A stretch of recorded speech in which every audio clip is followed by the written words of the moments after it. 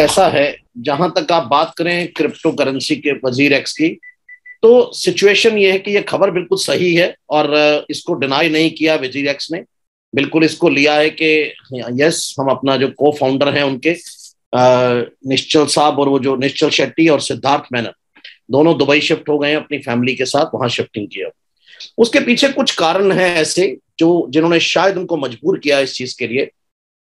इसको उन्होंने नाम जो है, कहने को हम इसको क्रिप्टो करेंसी कहते हैं पर एक्चुअली ये करेंसी है नहीं, तो उन्होंने इसको डिजिटल एसेट माना। तो टैक्सेशन तो उस एंगल से है, वो बात करते हैं। अब बात करते हैं इनके शिफ्ट होने की। ये जो यहां से शिफ्ट हुआ उसका कारण है 9 मार्च को दुबई ने अपना एक नया बिल दिया, एक रेगुलेटरी अथॉरिटी बना दी वहां पर, जिसका नाम है वारा, VARA, virtual asset regulatory authority. उन्होंने बाकायदा वहां पर लाइसेंस देने शुरू कर दिए हैं और इसको एक हब की तरह बना दिया है वहां पे, क्रिप्टो करेंसी हब। तो हमारी क्या, दुनिया की बहुत सारी क्रिप्टो करेंसीज की जो कंपनीज हैं वो दुबई जा रही हैं और उस हिसाब से वो अपना वहां पर काम कर रही हैं। तो एक तो वजह टैक्सेशन, 30% टैक्सेशन, और दूसरा हमारी जब फाइनेंस मिनिस्टर ने टैक्स लगाया उसके साथ ये नहीं इसको क्लियर किया कि हम इसको एक्सेप्टेंस दे रहे हैं या नहीं दे रहे हैं। इवन क्वेश्चन पूछने के बाद भी कि क्या आपने क्रिप्टो करेंसी को लीगल कर दिया है, मुझे याद है आपके भी चैनल पर यह डिस्कस हुआ था, तो उन्होंने कहा था कि ऐसा नहीं है, इलीगल मनी पर भी टैक्स लगता है, इनकम टैक्स में कोई फर्क नहीं है इस तरह का। तो उन्होंने इसको बीच में रखा हुआ है, तो होस्टाइल पॉलिसी है जिसकी वजह से प्रॉब्लम आ रही है। और दूसरा जो है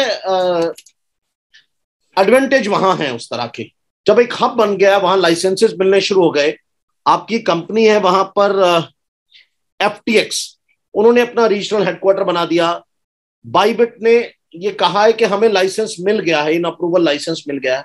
तो इस तरह की सिचुएशन हो तो कंपनीज तो वहां जाना पसंद करेंगी, इसमें कोई ऐसी बहुत बड़ी वजह नहीं है। और एक कारण और है जिसको मैं डिस्कस करना चाहूंगा कि 1 अप्रैल 2022 से जो बैंक्स हैं हमारे और UPI जो है, यूनिफाइड पेमेंट सिस्टम जो है हमारा, उन्होंने जो है क्रिप्टो करेंसीज की ट्रांजैक्शंस की सेटलमेंट बंद कर दी है।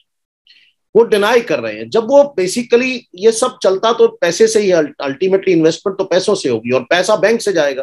तो बैंक जब ट्रांजैक्शन ही नहीं करने दे रहा है तो उससे इन कंपनीज का जो वॉल्यूम है वो गिरता चला जा रहा है। अगर लास्ट ईयर से हम कंपेयर करें तो 6% ऑलरेडी हम गिर चुके हैं पिछले कंपैरिजन में।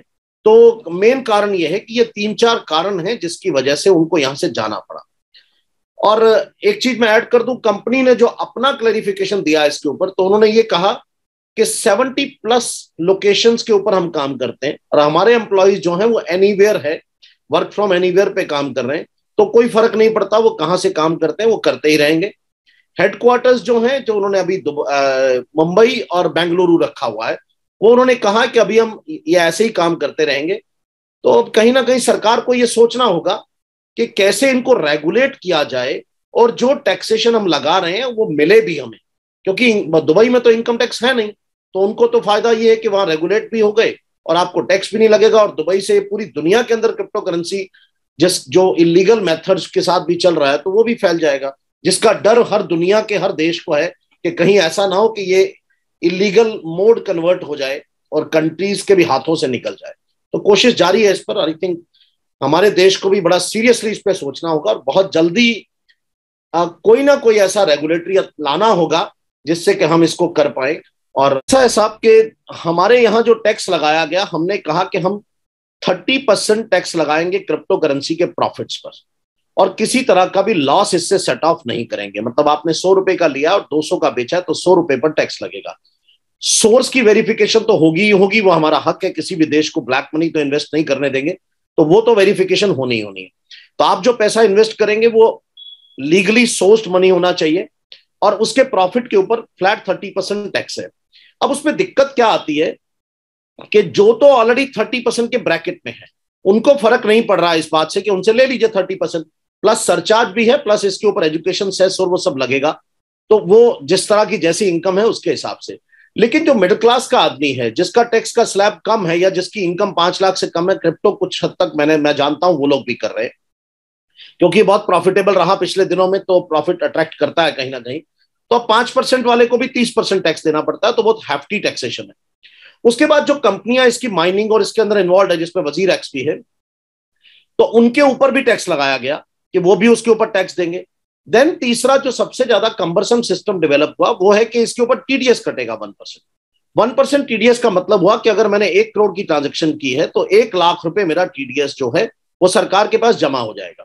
सरकार ने बहुत स्मार्ट मूव खेला था कि कोई बताएगा नहीं कि क्रिप्टो में क्या ट्रांजेक्शन हुई या नहीं हुई, और ये 1% सर ट्रांजेक्शन पर है, प्रॉफिट पर नहीं है। कि अगर मैंने ट्रांजेक्शन 2 करोड़ की है तो 2 लाख रुपए टीडीएस कटेगा, 1 लाख की खरीदी है तो उस पर भी होगा। तो जितनी बार ट्रांजेक्शन करूंगा, जैसे शेयर्स में मैं एसटीटी पे करता हूं, सिक्योरिटी ट्रांजेक्शन टैक्स, उसी तरह से यहां पर भी मैं टीडीएस पे करता हूं 1% ऑन ट्रांजेक्शन। अब ट्रांजेक्शन की वो वॉल्यूम बहुत बड़ा हो जाता है, देखने में हमें लग रहा है क्योंकि मैंने आज खरीदा कल बेचा, आज 2 करोड़ का खरीदा फिर 2 लाख रुपए दिए, अगले दिन फिर किया, तो पूरे साल भर में अगर मैं देखूंगा तो भले ही मैं अपने वही उसी पूंजी को घुमा रहा हूं साल में 50 बार, लेकिन एक समय ऐसा आएगा मेरे पास पूंजी नहीं बचेगी, क्योंकि 50 बार में 50% तो सरकार के पास टैक्स चला गया। तो एक तो टीडीएस बहुत वो उस कंबरसम है, ट्रांजैक्शन पूरी रिकॉर्ड होती है, सरकार के पास चली जाती है, और मेरी लिक्विडिटी कम होती चली जाती है। मैं जिस मकसद के लिए काम कर रहा था वो कहीं ना कहीं मेरी ब्लॉक हो जाती है। ये तो हुई हमारे यहाँ की सिचुएशन। और इससे पहले अगर 31 मार्च 2022 तक की बात करें तो हम इसको लॉन्ग टर्म कैपिटल गेन और शॉर्ट टर्म कैपिटल गेन की तरह टैक्स दे रहे थे क्रिप्टो करेंसी के ऊपर। तो वो फ्लैट 20% पड़ता था। ये इसका अगर शॉर्ट टर्म था तो 15%, लॉन्ग टर्म था तो 10%। और अगर मैं प्रॉपर्टी की तरह से जाता हूं, हालांकि इसमें क्लैरिटी नहीं थी तो हर एक ने अलग अलग तरीके से इसको हैंडल किया, तो वो 20% तक मैक्सिमम जाता था। अब वो नहीं है, अब वो आपका टैक्सेशन 30% फ्लैट हो गया था इस बजट के अंदर।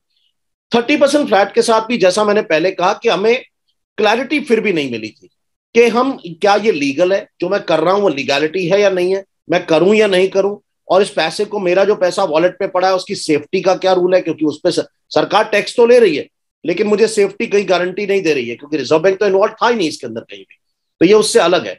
तो इसके अंदर कुछ इलीगैलिटीज भी होनी शुरू हुई कि यहां से पैसा गया और दूसरी कंट्री में चला गया, भले ही वो हमारी जो की दुश्मन कंट्रीज हैं, पाकिस्तान है, इनके पास चला जाए, तो कुछ टेररिस्ट एक्टिविटीज में भी यूज हो सकता है, तो उसको कंट्रोल करना भी जरूरी था। अब यहाँ पे दुबई ने क्या किया, हमारे और दुबई में डिफरेंस क्या आया, दुबई ने बहुत जल्दी से 9 मार्च को अपना एक जो उनके शेख साहब हैं उन्होंने एक ऑर्डर साइन किया और इसको एक लॉ बना दिया। तो एक अलग से एक अथॉरिटी बना दी, जो अथॉरिटी इसको पूरा रेगुलेट कर रही है। तो दुबई के जो भी सिटीजन्स हैं, दुबई के सिटीजन्स की बात कर रहा हूं, अगर वो इसके अंदर इन्वेस्ट करते हैं, इसमें ट्रांजैक्ट करते हैं इस क्रिप्टो करेंसीज के अंदर, तो उनको जो है ऑलरेडी रजिस्टर कराना पड़ेगा पहले अपने आप को इस अथॉरिटी के साथ। सिमिलरली जो आपके एजेंसीज हैं, वजीर एक्स है या इस तरह के जितने भी ऑपरेटर्स हैं जो ट्रांजैक्ट करेंगे इसके अंदर, उनको भी अपना रजिस्ट्रेशन कराना है, केवाईसी कराना है, तो उस सरकार का रेवेन्यू उससे बढ़ता है। ये रजिस्ट्रेशन फ्री तो नहीं होंगे। इसके साथ उन्होंने पेनल्टीज बहुत हैवी इंपोज की है। 2 करोड़ रुपए पेनल्टी है इंटीमेशन ना देने की। मैं रुपयों में बात कर रहा हूं सर, एईडी में 1 मिलियन, तो हम लोग उसको उस हिसाब से धराम के हिसाब से बात करें तो 1 मिलियन। तो वहां से लेते लेते ये टैक्सेशन और पेनल्टीज का उनके पास आता है, पूरा कंट्रोल्स उनके पास चले जाते हैं और पूरे का पूरा सिस्टम उनके पास है, पूरा डाटा है वहां पे। अब बात आती है कि वहां से पूरा वर्ल्ड की, आपको मालूम है कि वो फाइनेंशियल हब की तरह दुबई हमेशा बहुत तेजी से मूव करता है इन चीजों के अंदर। जो भी उनके एडवाइजर्स होते हैं बहुत तेजी से एडवाइस करते हैं। इनकम टैक्स अभी उस कंट्री में है नहीं, हालांकि उन्होंने कॉर्पोरेट टैक्स अभी लगाया इस साल से, बहुत थोड़ा परसेंटेज है। तो हम लोग जैसे बहुत हैवी टैक्सेशन की तरफ जा रहे हैं, वो उन्होंने बहुत लोअर से स्टार्ट किया कॉर्पोरेट के अंदर, सिटीजन्स पर तो है ही नहीं। तो टैक्सेशन है नहीं, सिर्फ रेगुलेशंस हो गए उनके पास। अब वो जो भी करेंगे वो लीगलाइज्ड होगा। तो इन सब फायदों को देखते हुए एक्चुअली कंपनीज ने अपना बेस बदला है।